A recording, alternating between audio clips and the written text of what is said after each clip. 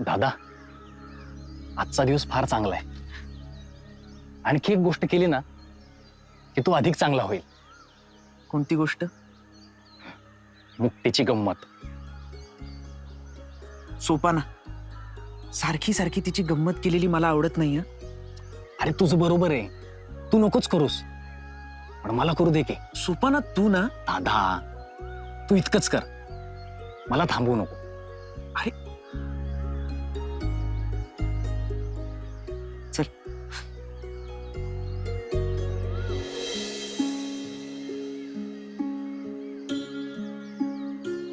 मुक्ते, काय रे लेकरांनो, इतका येळ का लागला तुम्हासनी? दीक्षा नाही मिळाली का? चला, म्हणजे आज पुन्हा आपल्याला उपवास. पांडुरंगाने पुन्हा एकदा आपल्याला त्याची सेवेची संधी दिलेली दिसते. पाहिलंच सोपाना, तुला वाटतं तितकी लहान नाही राहिली आपली मुक्ता.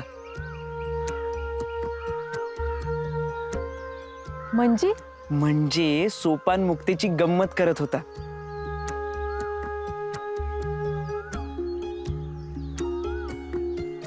मावशी, आपली झोळी आज काठोकाठ भरलेली आहे. हा सोपाना, अन्नावरून अशी गंमत करू नये लेकरा. तो पांडुरंग कावतो अशानं. उलट पांडुरंग प्रसन्न आहे ज्ञानावर. काल ज्ञानाने जे कीर्तन केलं ना, त्यामुळे त्याचे कान तृप्त झालेत आणि त्यांनी हा आशीर्वाद दिलाय. थोडक्यात काय तर पैठणच्या प्रवासातला हा आपला शेवटचा दिवस अगदी आनंदात जाणार. अरे हा की, पैठणच्या जवळच पोहोचलो की आपण. चालता चालता कसे दिस सरले ते कळलं बी नाही बघा. खरे, या प्रवासात जे काही भले वाईट अनुभव आले, त्यामुळे ही लेकरं खूप मोठी झाली आहेत. आता एकदा दक्षिण काशीस शुद्धीपत्र मिळालं की ही विद्या विभूषित होतील. विद्या काय म्हणलात काका? विद्या विभूषित म्हणजे काय? एखादी स्त्री कशी अलंकार लिहून सजते, त्याचप्रमाणे ही लेकरं सुद्धा विविध विद्या शिकून सजतील. हा,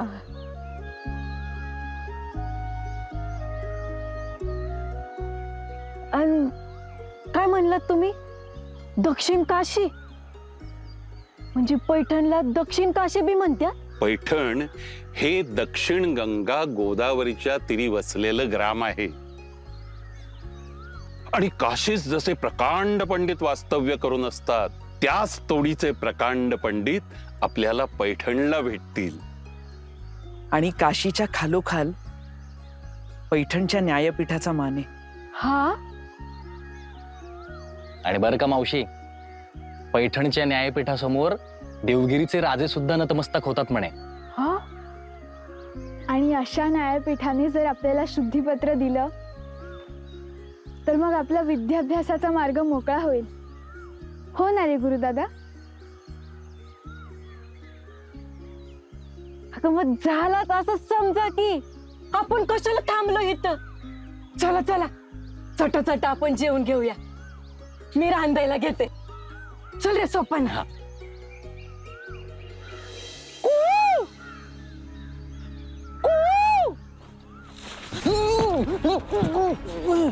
अरे मी आहे, ओळखलं नाही वय? कोण तू? अरे एक काम द्यायचं होतं.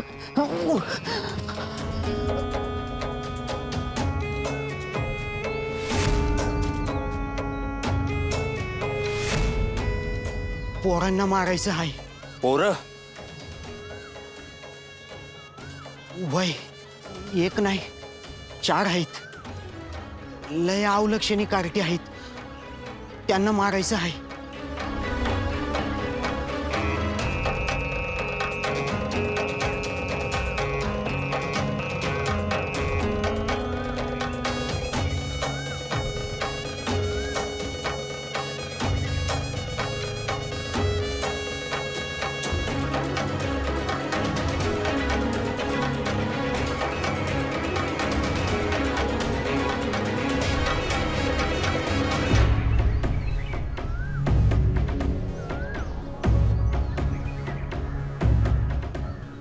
दाखव पोरं.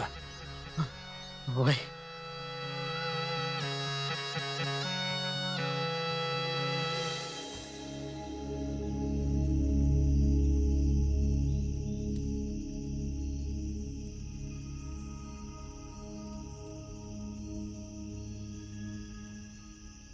आज मुक्ता आणि सोपान लवकर निजले. हो, त्यांना असं वाटतंय की लवकर निजलो तर उद्याचा दिवस लवकर उजाडेल. काळ आपली कूस बदलतो तेव्हा आपल्याला वाटतं की बदल झालाय, पण बदलत मात्र काहीच नाही. म्हणजे काही नाही.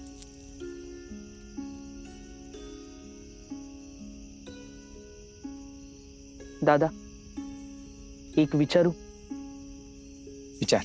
शुद्धीपत्र घेणं तुला अजूनही रुचत नाहीये का? फुलण्याआधी कळी कोणाची संमती घेते का ज्ञाना? गरजण्याआधीच मेघाला कोणी दुजोरा देतं? ती एक स्वाभाविक प्रक्रिया असते. ज्ञानार्जन ही सुद्धा तशीच एक स्वाभाविक प्रक्रिया आहे. एखाद्याला ज्ञानार्जनाचा अधिकार आहे किंवा नाही हे दुसऱ्यांनी का ठरवावं? धर्मसभेत उभं राहण्याची खरंच आवश्यकता आहे आपल्याला?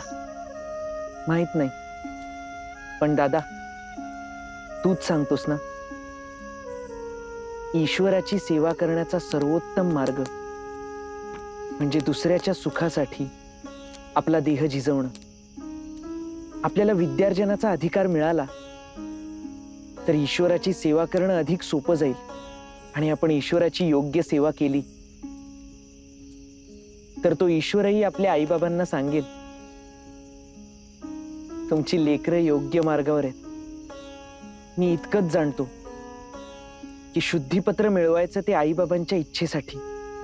ज्या आईबाबांनी आपल्यासाठी देहांत प्रायश्चित्त घेतलं त्यांच्यासाठी धर्मसभेत उभं राहायलाच हवं, आणि त्यांनी जे केलं ते धर्मासाठीच केलं हे सिद्ध करायलाच हवं. निजूया. हो, आपणही पाहू लवकर निजून लवकर पहाट होते का ते.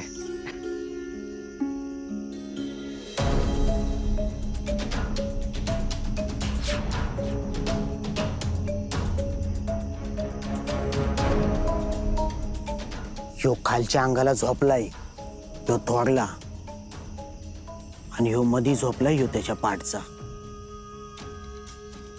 या दोघांना आधी संपवा. हे दोघं संपलं की बाकी दोघांना संपवायला वेळ लागणार नाही. जा जा जा जा, जा लवकर.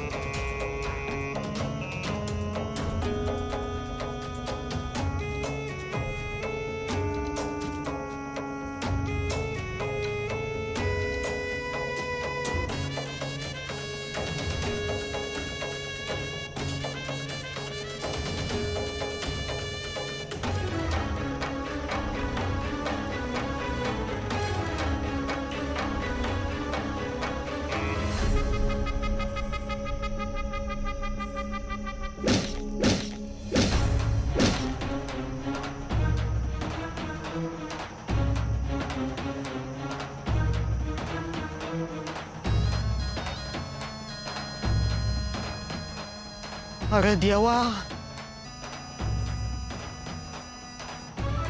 आता ह्यो काय नवीन चिमितकार म्हणायचा?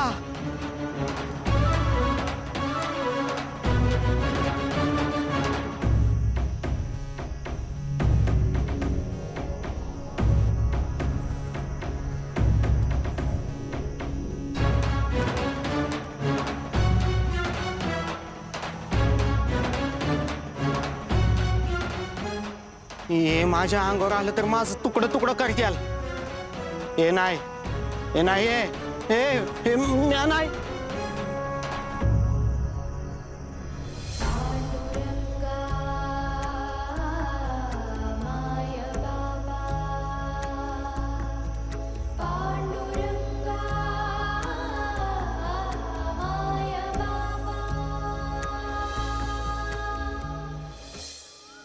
पांडुरंग पांडुरंग पांडुरंग पांडुरंग पांडुरंग पांडुरंग पांडुरंग पांडुरंग. दादा, दादा तुम्हाला काय झालंय? घेरी आली असेल उन्हामुळं. तरणी तटी पोरं एवढ्याशा उन्हानं कोलमडून पडतात कशी? काका, मनाची शक्ती कमकुवत झाली की शरीराचीही होते. त्यांच्या मनावर काहीतरी ओझं असेल, त्याचा भार त्यांना सहन होत नसेल. मी पाणी देतो. दादा,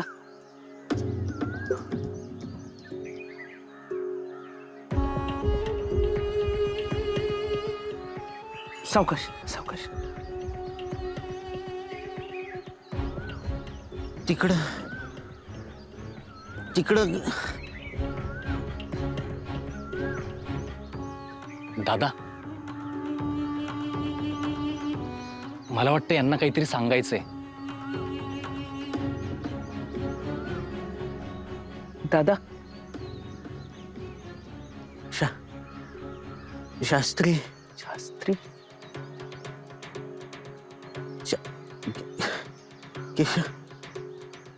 केशव शास्त्री.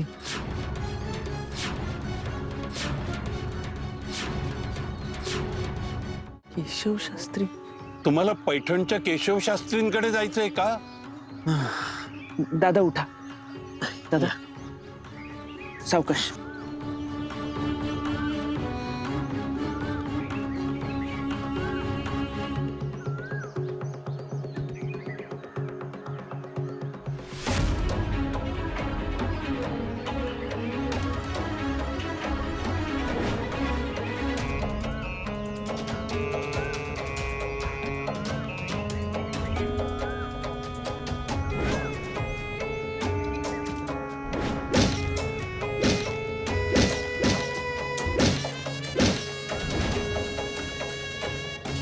अरे देवा, आता ह्यो काय नवीन चिमितकार म्हणायचा?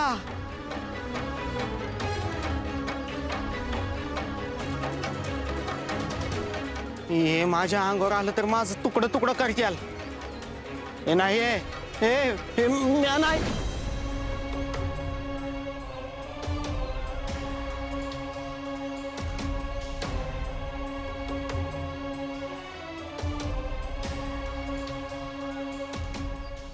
दादा, अरे दादा, आता चांगलं उठत होता ना, परत कोलमडला.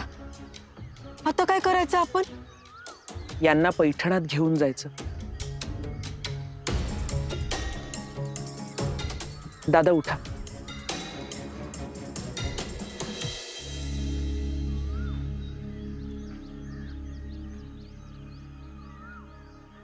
यांना विचारूया. का रे पोरांनो, एवढ्या अनोळखी नजरेने कुठं फिरायला लागलाय? आणि ह्यो कोण आहे? आणि तुम्ही कोणाला शोधताय? केशव शास्त्रींना भेटायचे. कोणाला? तुम्हाला? नाही, यांना. यांना भेटायचंय? आणि तुम्हाला कसं काय कळलं? तो तर शुद्धीत पण नाहीये. तुम्ही आम्हाला केशव शास्त्रींचं निवासस्थान दाखवू शकाल? चला, इथंच आहे, 2 पावलावरच आहे. चला.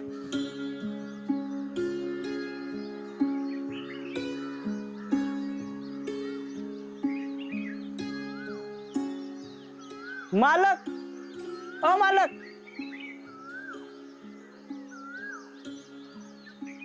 मालक ओ मालक मालक ओ मालक. हा येतोय येतोय. कोण आलंय ते? आणि खूप शिक, खूप मोठा हो.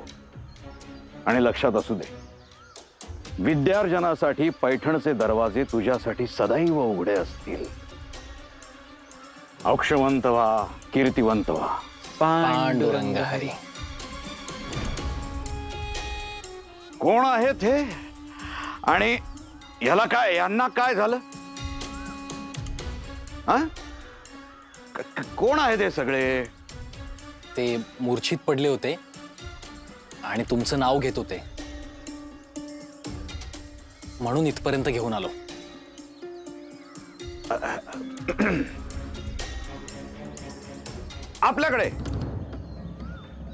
आपल्याकडे बोट दाखवत आहेत. त्यांना आपल्याविषयी काहीतरी सांगायचंय. काय सांगायचंय यांना? हा? हो, आळंदीवरून आलेत ते. आळंदीहून? हो, आपली जवळच्याच ग्रामात भेट झाली होती. मी ज्ञाना आणि हा माझा भाऊ सोपान. आम्ही विठ्ठलपंत कुलकर्ण्यांची मुलं.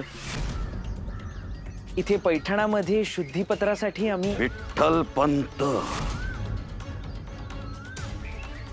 तोच विठ्ठलपंत ना? तोच संन्यासी ना ज्याने आळंदीमध्ये धर्म बुडवला? शिव शिव शिव शिव. त्याची कार्टी आहात तुम्ही, त्याची कार्टी.